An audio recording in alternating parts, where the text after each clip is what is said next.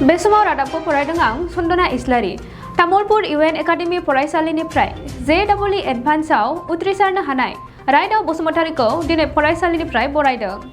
गोरिब नखरनिफ्राय जोनोम मोननाय तामुलपुर महकुमानि सिङाव थानाय गान्धीबारि जगमारि सिजौगुरि गामिनि अर्गेश्वर बसुमतारीनि फिसाज्ला राइदाव बसुमतारीया जेडब्लिउ आनजादखौ उथ्रिसारना आईआईटीआव मासि आवग्रिनो हानानै तामुलपुर नाङैनो गोग्गानाय लाबोदों। उन्दैनिफ्रायनो गोबां रांखान्थियारि जेंनाजों मोगा-मोगि जानांनानै देरबोनांनाय आरो 15 किल'मिटार गोजान साइकेल सालायनानै तामुलपुर इउएन एकाडेमि फरायसालियाव फैनांनाय राइदाव बसुमतारी बिथाङा तामुलपुर ओनसोलनि गोदान जोलैनि लाइमोनफोरखौ गोसोआव बोलो आरो थुलुंगाखां होदों। उन्दै समनिफ्रायनो गोबां सांग्रां आरो बयखौबो सिबिनाय आखुनि राइदाव बसुमतारीया थारैनो सासे गोख्रों फरायसामोन। तामुलपुर इउएन एकाडेमि बर' बिजोंनि फरायसालिनिफ्रायनो मेट्रिक आनजादखौ थांनाय 2018 मायथाइयाव 94% मार्क लानानै उथ्रिसारनो हाना हायार सेकेन्डारि थाखोखौ 2020 मायथाइयाव बिगियान आयदायाव बरमा पायनियार एकाडेमि फरायसालिनिफ्राय 89% लानानै पास खालामनो हादोंमोन। बिनि उनाव जेडब्लिउ एडभान्सखौ 2021 आव पास खालामनानै आईआईटीआव मासि आवग्रिनो हादों। दा बिथाङा बम्बेनि आईआईटी फरायसालियाव इनार्जी इन्जिनियारिंआव मुं थिसननायनि खाबुखौ मोननो हाबाय। राइदाव बसुमतारीखौ दिनै तामुलपुर इउएन एकाडेमि फरायसालिनिफ्राय 10,000 रांजों लोगोसे मान बिलाइ होनानै बिथांखौ बरायो। इउएन एकाडेमिखौल' बिदि बुंनो नाङा, बेबायदि इउएन एकाडेमि गोनां प्राइभेट स्कुल दं नङा होमबा? जुदि बुथारोबा बिसोरबो बुथारगोन, खिन्थु जिखुनु प्राइभेट स्कुलानो सरकारि स्कुलखौ माबोरै बुथारनो हानो?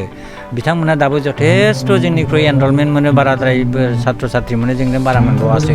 गतिके जोङो जुदि बर' मिडियामखौ फोथांनो नाजानांगौबा एकमात्र खार'ना जाबाय जा फोरोंगिरिफ्रा मोजाङै फोरोंनांगोन। जोङो प्राइभेट स्कुलावहाय इउएन एकाडेमियानो जा जिखुनु बर' मिडियाम बा हारसा मिडियाम प्राइभेट स्कुलफ्राव फोरोंगिरिफ्रा जथेस्थ' खस्थ' खालामो, दायित्वखौ सिखार खालामनानै दायित्वखौ रुजुननानै फोरोङो, बेनो मेन खोथा। जुदि फोरोंगिरिफ्रा जुदि हार्ड वार्क खालामबा मोजां रिजाल्ट खालामनो हाया आरो। सरकारि स्कुलाव माने सरकारि स्कुल जाबाय नालाय बहाय मानोबा मेनेजमेन्टआ थिग जाया, फोरोंगिरिफ्राबो सरकारि दरमाहा मोननाय नालाय बिसोरो जिखुनु प्रकारै गावनि डिउटिखौ मावनाय बेखौल' थांखि लायो। फरायसाफ्रा स्कुला बेसेबांखिनि एचिभमेन्ट मोननांगौ आरो उनाव मा रोखोम जानांगौ बेखौ बारा थाल लाया। खिन्थु जोंनि प्राइभेट स्कुला बिदि नङा, जों सोरगिदिं थाल लाजोबो, ओंखायनो जोङो गाहाम रिजाल्ट खालामनो हायो। बे खिन्थु आसलथे सरकारि स्कुलफ्राव बे नेगेटिभ इम्पेक्ट गोलैनो नाङा। 21आव जोंनि नैबे तामुलपुर इउएन एकाडेमिनिफ्राय मेट्रिकआव 94% लानानै उथ्रिसारनानै थांनाय राइदाव बसुमतारी सासे फरायसाया एबार जे एडभान्स एग्जामिनेसनखौ जेडब्लिउ एडभान्स एग्जामिनेसनखौ उथ्रिसारनो हादों आरो बियो दा आईआईटीआव एडमिसन लानो उपयुक्त जाबाय। खोनानाय मथे बियो बम्बे आईआईटीआव एडमिसन लाबाय। खोथाया जाबायमोन जे बर' मिडियामनि फरायसा आरो जोबोद निखावरि फेमिलिनिफ्राय थांनाय जोंनि स्कुलनिफ्राय, ओंखायनो बे जोंनि थाखाय मोनसे खुब गोहोगोरा एग्जाम्पल। आरो बे एग्जाम्पला जाहाथे जोंनि इउएन एकाडेमि फरायसाफोरनि थाखाय आरो तामुलपुरनि बे जाखांफुनाय फरायसाफोरनि थाखाय जाहाथे मोनसे मोजां एग्जाम्पल जानानै थायो, बिदिन्थि जानानै थायो, जाहाथे थुलुंगा मोनो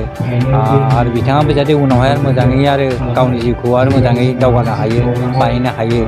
बेनि थाखाय जों बिथांखौ दिनै बरायनो थाखाय हाबाफारि लादों। जोङो सासेथ' आईआईटिएन जाखासिगोन बे जों मिथिखायो, खिन्थु बेल' नङा, आईआईटिएनखौ जों अनेक नुदों। तामुलपुराव दासिमबो 3-4 आईआईटिएन जालांबाय, खिन्थु आईआईटिएन जानायनि उनाव जोंनि जिथु बे एकदम गोलैसोना थानाय तामुलपुराव बिथांमोना जि बिहोमा होनांगौ बे बिहोमा होनायखौ जों नुनो मोना। जों राइदावनिफ्राय बेखौ लुबैयाखै, बियो जाहाथे उनावहाय आईआईटिएन जानानै मोनसे मोजां केरियार दानानै जाहाथे जोंखौ बावा, समाजखौ जाहाथे आरो फैनानै जाहाथे बियो थुलुंगा होयो, समाजनि हाबा मावो, बेखौनो जों आसा लायो। बे जथेस्थ' जोंनि थाखाय इन्सपिरेसन जादि बे गिदिर मोनसे ग्ल'रियास एचिभमेन्ट मोनबाय आरो बिसेसकै जोङो बर' मिडियामनि गथ'आदि बिदि एचिभमेन्ट मोनदों, बे गिदिर उदाहरन बियो जोंनि थाखाय थुलुंगा लाथावना। गतिके उननि जिथु बिसोरनि बर' मिडियामनि उननि जेनेरेसनफ्रा जाहाथे बेखौ मोजाङै बे उदाहरणखौ हमथायो, जाहाथे जोंबो बर' मिडियामनि फरायसा जोंबो राइदाव बिदि जानो हायो, बिदि जाहाथे थुलुंगा लायो, बेखौनो आङो बर' लाइमोनफोरखौ खावलायो। दा बिजोंखौ फोथांना लाखिनो मोनसेनो बिहोमा होबोदों। सरकारि फरायसालिफोरबो दङ जेराव माने थोजासे फोरोंगिरि गैया। दा बे नोंथांमोननि इउएन एकाडेमि सरकारनिफ्राय बांसिन मोजां रिजाल्ट खालामनायखौ नुनो मोनदों दा बे बिथिङाव नोंथांमोना सोरखारनिफ्राय माबा मोनसे नंगौ जोङो इउएन एकाडेमि गुबुन प्राइभेट स्कुल बायदि जोंबो मोजां रिजाल्टखौनो खालामगासिनो दङ थेवबो बेवहाय सरकारनिफ्राय अनसुंथाइ जेरोखोम मोननांगौ मोनाखैबो बुंनो हाद्राया जोङो मोननैसो बिल्डिंफोर मोनबाय आरो उनाव जोङो खावलायबावगोन जाहाथे होयो खारन जोंहा दाबो मोजां स्टाफ गैया मोजां बिल्डिं गैया इनफ्रास्ट्राक्चार मोजां नङाबा जोङो बर' गार्जेनफोरखौ एसे मेहेर गोनां नङाबा जोङो लाबोनो हाया गथ'फोरखौहाय फोरोंहोनो हाया ओंखायनो जाहाथे इनफ्रास्ट्राक्चारखौ मोजां खालामनो हायो बिनि थाखाय उनावहाय सरकारनिफ्राय जोङो बिटिआर आसाम गभर्नमेन्टनिफ्राय अनसुंथाइ मोनगोन होननानै आसा लायो जोङो खावलायगोन आरो नाजाहैगोन खुलुमबाय गिबियावनो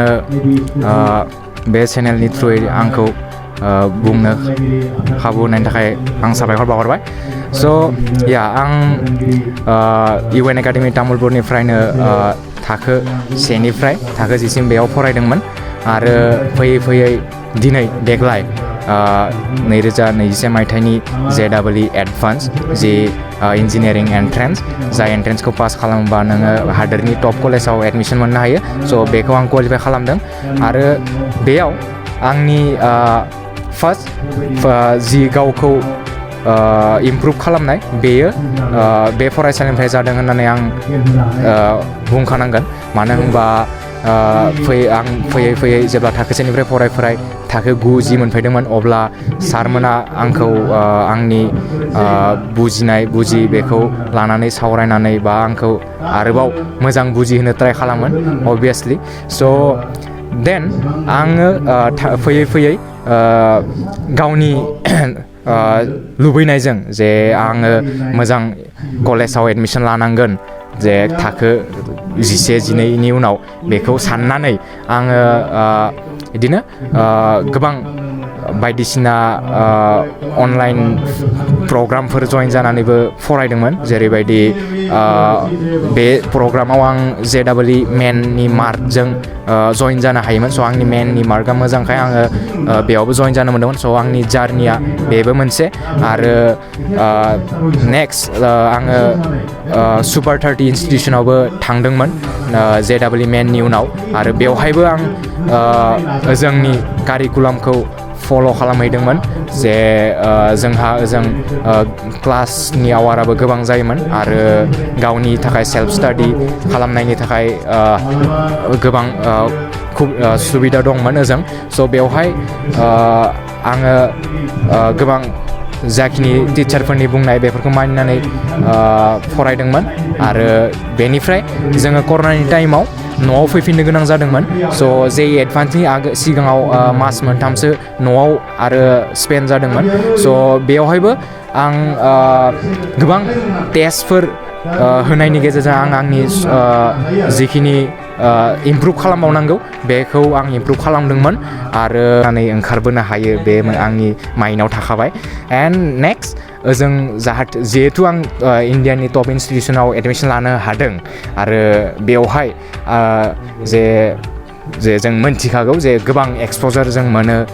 बायदिसिना रोखोमनि खाबु गावखौ इमप्रुभ खालामनो थाखाय गाव लाइफआव गावनि स्किलफोरखौ डेभेलप खालामनो थाखाय बायदिसिना खाबु मोनो स' बेफोर खाबुखौ आं जेसेबां लानो हायो बेसेबां गावखौ इमप्रुभ खालामनो हायो बेयो आंनि फारसे जुजिनाया अबभियासलि थाखासिगोन स'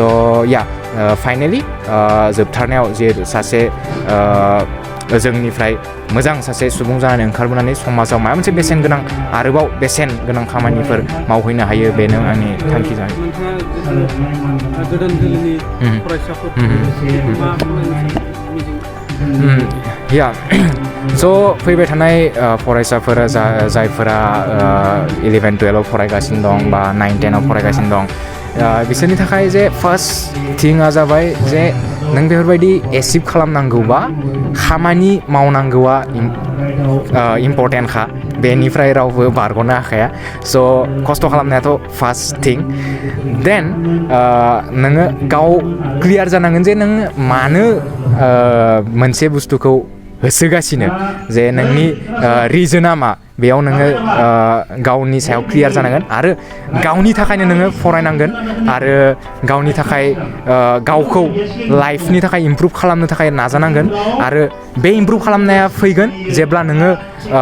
जेरैबायदि मोनसे थांखि लानानै जे नोङो बे थांखिया गुबुन गुबुन जानो हागौ सोरबा मोजां कलेजाव एडमिसन लानो आरो मोजां कलेजाव एडमिसन लानाया जोबोर इम्परटेन्ट मानो होनबा बेवहाय नोंहा गोबां एक्सप'जार मोनगोन आरो दा जुदि प्लेटफर्म मोनगोन नोङो गावनि टेलेन्टखौ श' खालामनो थाखाय बायदिसिना प्लेटफर्म मोनगोन स' बेफोरनि सायाव नोंसोरो मोनसे सांग्रांथिया थाखानांगोन अबभियासलि स' आरो बेनि थाखाय खामानि मावनाया इम्परटेन्ट जायफोरा बेफोरबायदि आरो एन्ट्रेन्सफोरनि थाखाय क्लियार खालामनो गोसो बेसोरनि थाखाय बेखौनो बुंनो जायो दे नोंसोरो जेबो सानालासिनो जे बाहेराव मा जागासिनो आं मानो जोबोर दासान्दि आं जोबोर ल' फिल खालामगासिनो बेफोरखौ जेबो बांद्राय माइन्डआव सानबाय थालासिनो नोंसोरो गाव गावनि खामानियाव बिजि लाखि गावखौ गावनि खामानियाव बिजि लाखि आरो नोंसोरनि खामानिया जाबाय फरायनाय अबभियासलि एग्जामफोरनि थाखाय दा एन्ट्रेन्स एग्जाम थाखाय जुदि थांखि लादोंबा बेनि थाखाय प्रिपेयार खालामनाय आरो बेनि सायावबो लोगोसे बायदिसिना एक्सट्रा कारिकुलार एक्टिभिटिसफोरखौ लाखिलां मानो होनबा बेनि थाखायबो गावखौ इमप्रुभ खालामनो थाखाय बेफोरबायदि एक्टिभिटिसफोराबो इम्परटेन्ट स' आरो एन्ट्रेन्स क्लियार खालामनो थाखायथ' नोंथांमोना बायदिसिना जेनेबा दा इन्जिनियारिं एन्ट्रेन्स बेनि थाखाय बायदिसिना प्रब्लेम फिजिक्स केमेस्ट्रि मेथ्सनि प्रब्लेम सल्भ खालामनाय बेयो इम्परटेन्ट प्रब्लेम सल्भ खालामनायाव ध्यान होनांगोन आरो बायदिसिना टेस्ट एग्जाम जानोसै समाव टेस्टफोर होनानै गावखौ इमप्रुभ खालामनांगोन स' बेसेबां हायो गावखौ इमप्रुभ खालाम आरो गावनि बेस्ट रिजाल्टआ जि जागोन बेखौ मा जागोन मा जाया बेखौ बारा सानबाय थाना नों गावनि बेस्ट आरो गावनि बेस्ट होबाथाय आरो बाखिनि जाखिनि आद्रा दं बेखौ गसाइनि सायाव लाखिदो आरो गावनि बेस्ट खालामनो सेस्था खालाम स' थेंक इउ